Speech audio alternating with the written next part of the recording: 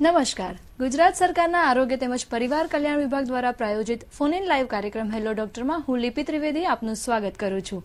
દર્શક મિત્રો, આજનો વિષય છે ક્વોલિટી ઇમ્પ્રુવમેન્ટ કાર્યક્રમ અને આ વિષય અંગે આપણને આગળ માહિતી આપવા માટે દૂરદર્શનના સ્ટુડિયોમાં આપણી સાથે હાજર છે ડોક્ટર જે.એલ. મીના, કે જેઓ હાલમાં state quality insurance medical officer તરીકે ફરજ બજાવે છે. દૂરદર્શનના સ્ટુડિયોમાં ડોક્ટર સાહેબ આપનું સ્વાગત છે. દર્શક મિત્રો, કાર્યક્રમ આગળ વધારીએ તે પહેલા ખાસ જણાવવાનું કે આજના વિષયને લગતા આપને મૂંઝવતા પ્રશ્નો આપ આપના ટીવી સ્ક્રીન ઉપર દર્શાવેલ નંબર્સ પર ફોન કરીને ડોક્ટરને પૂછી શકો છો. કોલર્સને ખાસ વિનંતી છે કે આપ જ્યારે દૂરદર્શનના સ્ટુડિયો સાથે ફોન લાઈન દ્વારા સંપર્કમાં હોવ ત્યારે આપના ટીવીનું વોલ્યુમ ધીમું રાખવું. તો ડાયલ કરો નંબર્સ અને કહો હેલો ડોક્ટર અને તરત જ મેળવો આપના પ્રશ્નનો જવાબ.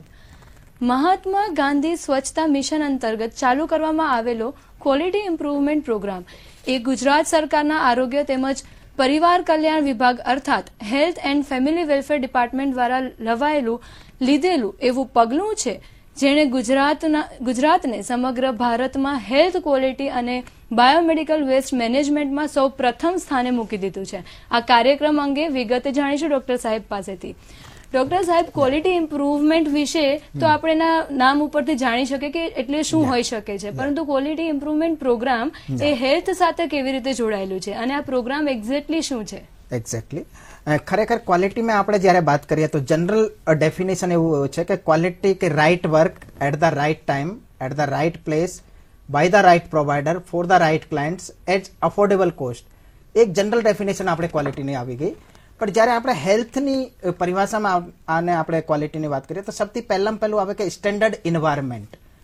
સ્ટેન્ડર્ડ ઇન્વાયરમેન્ટમાં આપણે બધું આવી જાય કે ઇન્ફ્રાસ્ટ્રક્ચર રિલેટેડ ઇન્વાયરમેન્ટ કેવું છે, મેન પાવર રિલેટેડ આપણે કેવું છે, ઇન્સ્ટ્રુમેન્ટ ઇક્વિપમેન્ટ જો છે એ આપણે કેવા છે, અને બીજો એક ખાસ જો છે આપણે ક્વોલિટીમાં કે બિહેવિયર કેવું છે. તો એ જો બધું સ્ટેન્ડર્ડ ઇન્વાયરમેન્ટમાં આપણે આવી જાય અને પછી આવે આપણે standard treatment as per the standard treatment protocol guideline પ્રમાણે હોવી જોઈએ, જો કે એક ઇવિડન્સ બેઝ આપણે ગાઈડલાઈન હોય છે. પછી એવું નહીં કે આપણે મેન બેઝ સિસ્ટમ આપણે ચેન્જ થાય. તો એ સ્ટેન્ડર્ડ ટ્રીટમેન્ટ પ્રોટોકોલ ગાઈડલાઈન પ્રમાણે આપણે ટ્રીટમેન્ટ હોવું જોઈએ. અને છેલ્લું આવે કે satisfaction for both provider as well as clients. જે આપણે દવા આપી રહ્યા એને પણ સેટિસ્ફેક્શન હોવી જોઈએ અને જે ખરેખર દવા લેવી રહ્યા પેશન્ટ એને પણ સેટિસ્ફેક્શન. તો એ ઓવરઓલ આપણે ક્વોલિટી કહેવાય. અને આમે આપણે સિમ્પલ ભાષામાં જેને ગુજરાતીમાં આપણે એકદમ કહીએ કે જે આપણે જોઈએ એ બીજાને આપો, that means quality, nothing more than this. તો એ છે કેમ કે હું જ્યાં સુધી માનું છું કે દરેક માણસ ક્વોલિટીમાં એક્સપર્ટ હોય છે. એવું નથી કે કોઈ એક્સપર્ટ નથી હોતો, પણ ખરેખર આમે એક રિયલાઇઝ, કેમ કે quality is the common sense. આપણે પોતાને રિયલાઇઝ હોવી જોઈએ કે હું જો પોતે પેશન્ટ હું તો મને એક્સપેક્ટેશન શું છે. સિમ્પલ ચીજ છે કે ત્યાંનું ઇન્ફ્રાસ્ટ્રક્ચર સારું હોવું જોઈએ, ત્યાંના જો સ્ટાફ છે એનું બિહેવિયર સારું હોવું જોઈએ, ત્યાં જો ટ્રીટમેન્ટ મળી રહ્યા છે એ as per standard protocol guideline પ્રમાણે હોવું જોઈએ, અને જો છેલ્લી ઘડી મને સેટિસ્ફેક્શન મળે એ પણ મળવું જોઈએ કે આપણે એ રિઝલ્ટ જો આવી રહ્યો એ રિઝલ્ટ આપણે આવી શકે. તો એટલે હું બોલું છું કે ક્વોલિટી ફક્ત આપણે એક દિલથી જ્યારે આપણે કામ કરશો ને તો રિયલ ક્વોલિટી આવે. અને એટલી ફક્ત આપણે ફોર્સથી કોઈને ક્વોલિટી ના લાવી શકે. It's coming from your heart. અગર આપણે દિલમાં છે કે ક્વોલિટી લાવવાની છે તો 100% ક્વોલિટી આવી જશે. જો આપણા દિલમાં ના હોય તો ક્વોલિટી લાવવું ખૂબ જ તકલીફ વાળું કામ હોય છે. તો એ ખરેખર ક્વોલિટીની આપણે ડેફિનેશન કહી શકાય. બરાબર. એટલે બેઝિકલી સંતોષકારક સર્વિસ આપવી આપણો હેતુ છે. હા, મેન આપણે સંતોષકારક હેતુ, અને એ પણ સ્ટેન્ડર્ડ ટ્રીટમેન્ટ પ્રોટોકોલ ગાઈડલાઈન પ્રમાણે, જો કે એવિડન્સ બેઝ છે. એ આપણો મેન હેતુ છે. જી.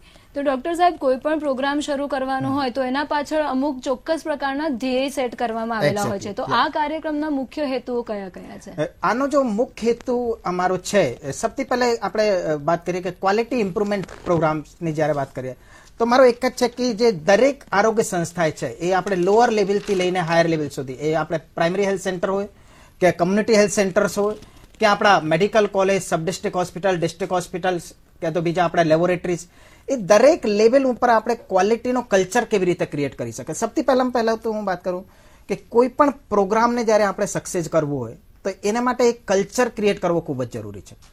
અને એ કલ્ચર ક્રિએટ થાય તો આપણે રિયલમાં ઇમ્પ્રુવમેન્ટ આવી શકે. અને એનો જો ધ્યેય છે કે દરેક માણસમાં ઇન્ટરનલાઇઝ કેવી રીતે થઈ શકે. કેમ કે હું વારંવાર બોલું કે ક્વોલિટી આપણા હૃદયથી આવવું જોઈએ. એ જ્યાં સુધી આપણે ટચ ના થાય, અંદરથી રિયલાઇઝ ના થાય કે ક્વોલિટી સર્વિસ આપવી છે, ત્યાં સુધી ના કરી શકાય. અને એ રિયલાઇઝ કરવા માટે એક મને કલ્ચર જોઈએ કે કલ્ચર કેવી રીતે ક્રિએટ કરી શકાય, અને એ કલ્ચર માટે આપણે એ પ્રોગ્રામ જોઈએ. તેમાં આપણે સ્ટેન્ડર્ડ એન્વાયરમેન્ટ હોઈ શકે, જેમાં આપણે ઇન્ફ્રાસ્ટ્રક્ચર રિલેટેડ સારું કેવી રીતે કરી શકે, મેન પાવર રિલેટેડ સારું કેવી રીતે કરી શકે, એને બિહેવિયરને ચેન્જ કેવી રીતે કરી શકે, અને જો આપણે ઇન્સ્ટ્રુમેન્ટ ઇક્વિપમેન્ટ આપણે છે એને સ્ટેન્ડર્ડાઇઝ કેવી રીતે કરી શકે કે જો ખરેખર એને ક્વોલિટી ગ્રુપમાં છે કે નથી, એનો કેલિબ્રેશન થયેલો છે કે નથી, અને એ જો રિયલ ઇન્સ્ટ્રુમેન્ટ ઇક્વિપમેન્ટ આપણે માપ આપી રહ્યા છે કે નથી, તો એ પ્રમાણે આપણે કરી શકાય. અને છેલ્લી ઘડી જો મેન જો હેતુ છે એ આપણો સેટિસ્ફેક્શન છે કે પેશન્ટને સેટિસ્ફેક્શન કેવી રીતે મળી શકે, અને સાથે સાથે આપણે એમ્પ્લોયને સેટિસ્ફેક્શન.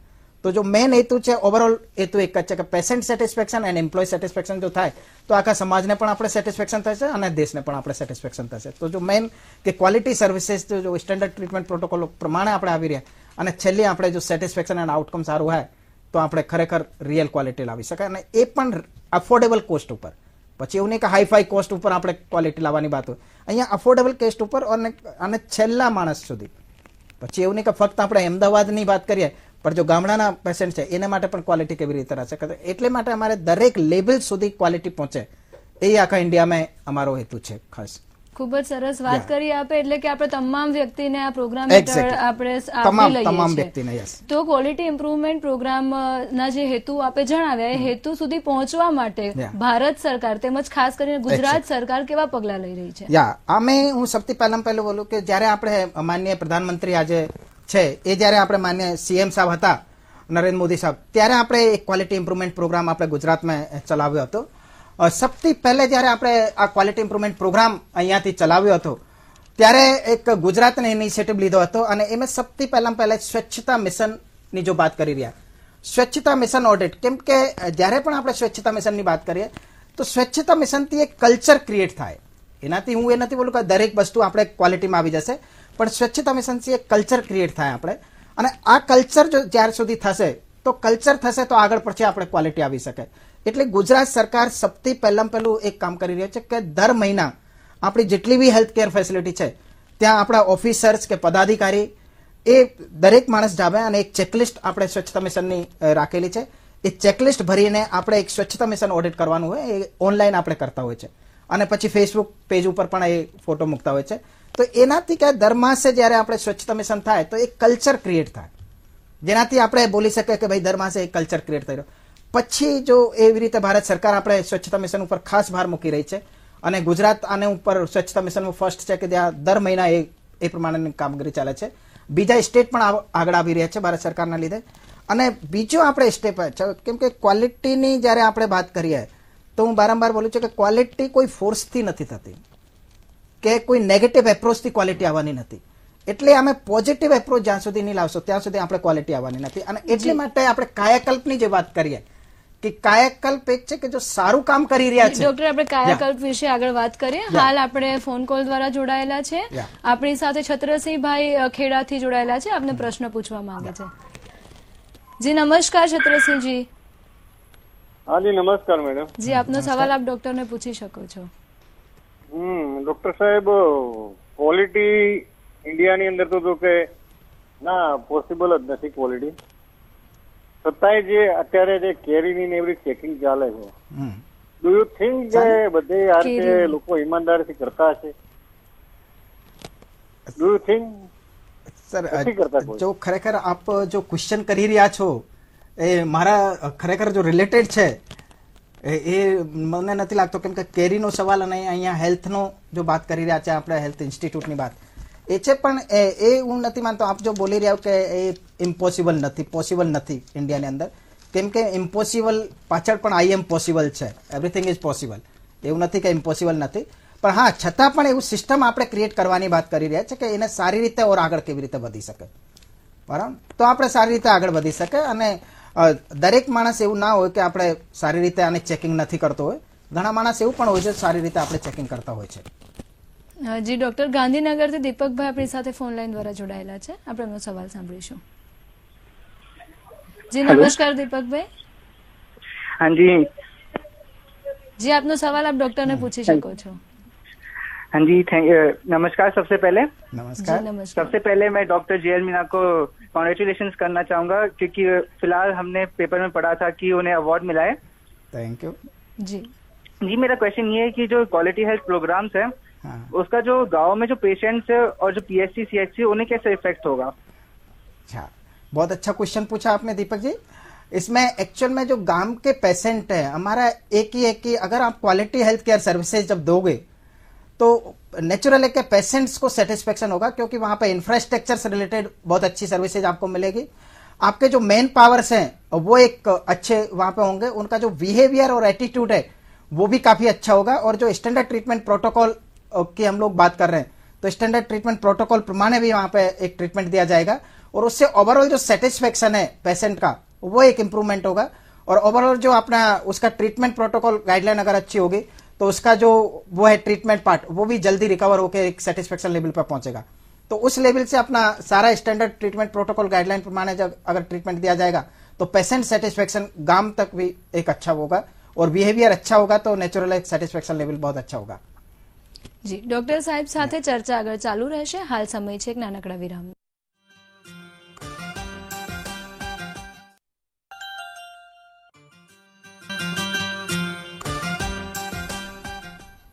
સ્વાગત છે આપનું વિરામ બાદ કાર્યક્રમ હેલો ડોક્ટરમાં.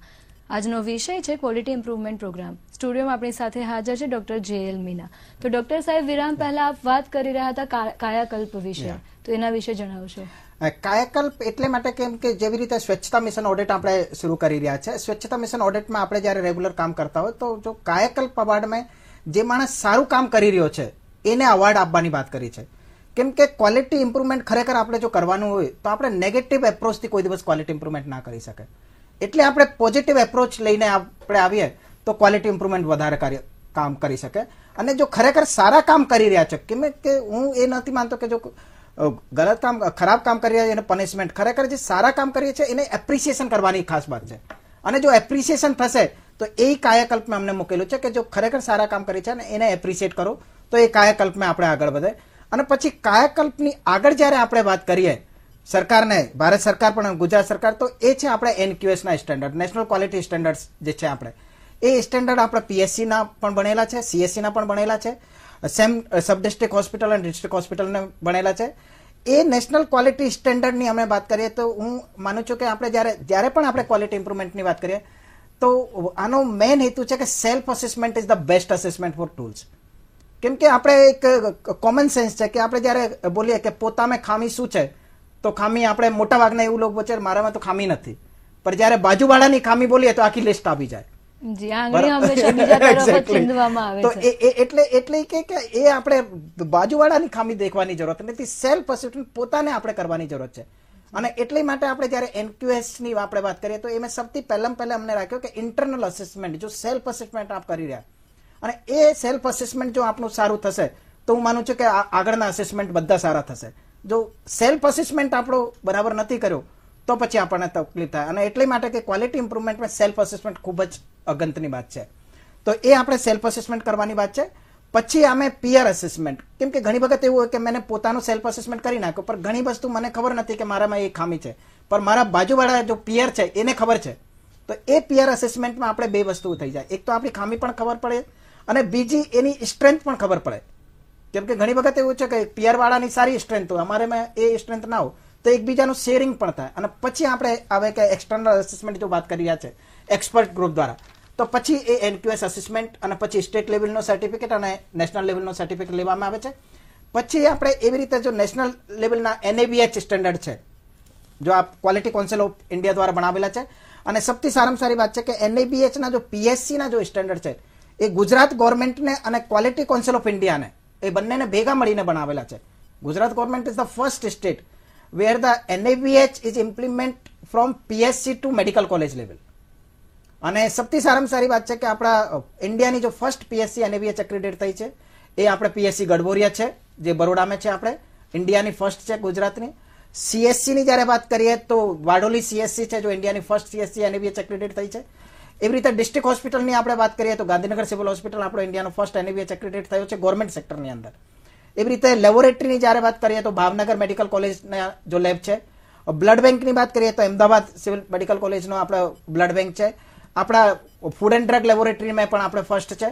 અને આપણે મેન્ટલ હોસ્પિટલ પણ બરોડા અને અમદાવાદ આપણા NABH એક્રેડિટ થયેલા છે. તો ઓવરઓલ આપણે NABH ની વાત કરીએ તો 37 હેલ્થ કેર ફેસિલિટી ગવર્મેન્ટની એવી છે જે NABH એક્રેડિટેડ છે અને NABL પણ છે. તો એ આપણે NABH સુધી જો ટોપ લેવલ આપણે ટોટલ ક્વોલિટી મેનેજમેન્ટની વાત કરી રહ્યા છે અને પછી આપણે આવે સેટિસ્ફેક્શન લેવલ પણ આપણે વિચારી રહ્યા છે. જી ડોક્ટર, આપણે હાલમાં ફોન લાઈન દ્વારા વસંતભાઈ સાથે સંપર્કમાં છીએ જેમણે સાબરકાંઠાથી ફોન કરેલો છે. આપણે એમનો પ્રશ્ન જાણીએ. જી નમસ્કાર વસંતભાઈ. હાજી નમસ્કાર મેડમ. નમસ્કાર. જી આપનો સવાલ. હા, મારો સવાલ એ છે. હાજી નમસ્કાર મેડમ. નમસ્કાર. નમસ્કાર. હા, તો આપણે જે ક્વોલિટી ઇમ્પ્રુવમેન્ટ ની વાત ચાલે છે, તો PSC લેવલ થી જે આપણે રૂરલ એરિયામાં ગ્રામ્ય વિસ્તારમાં જે વેક્સિનેશન ચાલે છે બુધવારે, અને TB.વાડીમાં આપણે જે કેટેગરી દવા આપીએ છીએ, તો ગામડામાં લોકો છે ને આપણે ક્વોલિટી વાળી ગવર્મેન્ટ મેડિસિન સપ્લાય કરે છે, છતાં પણ લોકો 30-35% લોકો છે ને પ્રાઇવેટ દવાખાના દવાઓ લેવા આગ્રહ છે. શું કારણ સર? આમે સાહેબ એક વસ્તુ હોય છે કે કેમ કે ઘણી વખત આપણે બિહેવિયર ચેન્જ કરવામાં ખૂબ જ ટાઈમ લાગતો હોય છે. આપણે એવું વિચારતા હોય કે આ ગવર્મેન્ટની સપ્લાય હલકી હોય છે, એવું નથી હોતું. ખરેખર જેટલા બી ગવર્મેન્ટની આપણે ક્વોલિટીની જો મેડિસિન્સ આવી રહી છે એ ખરેખર ક્વોલિટી છે, પણ આપણે જો માઇન્ડસેટ એક આવી ગયો કે નહીં ખાનગી દવા એટલે કે સારું, તો એ જો માઇન્ડસેટ છે એ મેં આપણે બિહેવિયરમાં થોડું ટાઈમ લાગશે. અમે કોશિશ કરી રહ્યા છે કે ક્વોલિટી ઇમ્પ્રુવમેન્ટમાં બેટર તરીકે ઓર એપ્રોચ જો રૂરલ એરિયામાં પણ કેવી રીતે જાવી શકે, અને ખાસ કરીને આપણે પબ્લિક સાથે પણ જોડાવાની કોશિશ કરી રહ્યા છે. તો એનો જ્યારે ધીરે ધીરે આપણે એટીટ્યુડ ચેન્જ થાય, કેમ કે હમણાં જ્યારે અમને જોયો કે જે પણ એક્રેડિટ થઈ છે ફેસિલિટી, એમાં મોટા ભાગની ફેસિલિટીમાં આપણે પેશન્ટનો લોડ પણ વધી ગયો છે.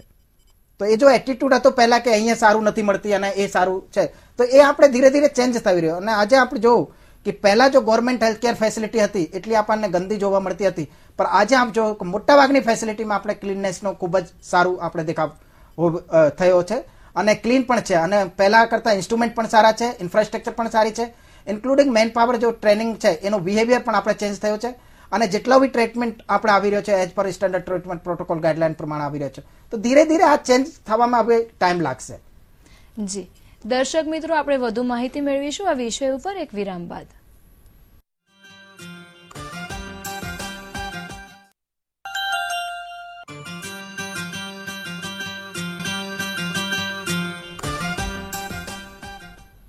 વિરામ બાદ આપનું સ્વાગત છે પ્રાયોજિત કાર્યક્રમ હેલો ડોક્ટરમાં. આજનો વિષય છે ક્વોલિટી ઇમ્પ્રુવમેન્ટ પ્રોગ્રામ. આપણી સાથે સ્ટુડિયોમાં હાજર છે ડોક્ટર JL મીના.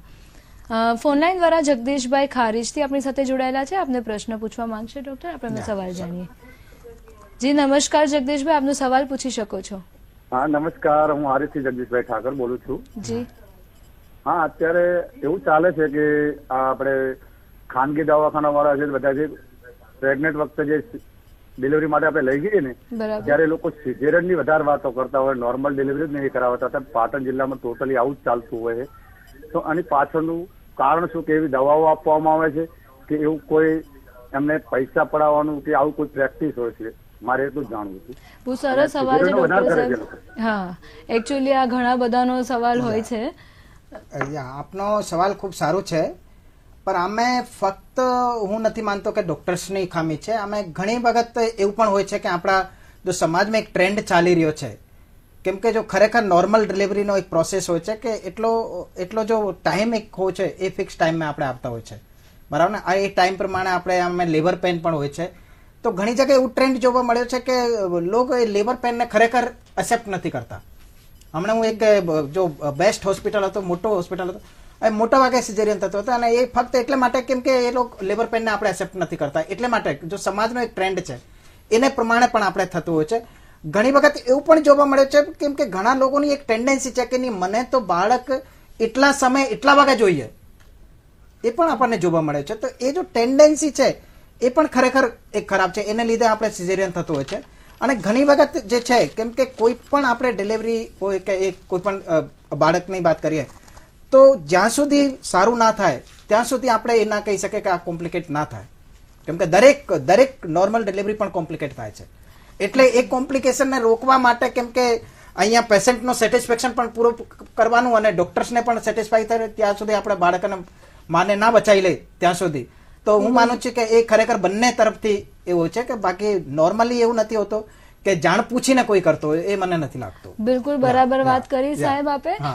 આપનો કિંમતી સમય ફાળવીને સ્ટુડિયોમાં આવ્યા તે બદલ ખૂબ ખૂબ આભાર. Thank you very much. દર્શક મિત્રો, આ સાથે કાર્યક્રમ અહીં સમાપ્ત થાય છે. આપણે ફરીથી મળીશું આ જ સમયે આ જ ચેનલ ઉપર આવતા શનિવારે એક નવા વિષય સાથે, જેમાં ચર્ચા કરીશું પાંડુ રોગની અટકાયત તેમજ સારવાર વિશે. શુભ રાત્રિ. ધન્યવાદ.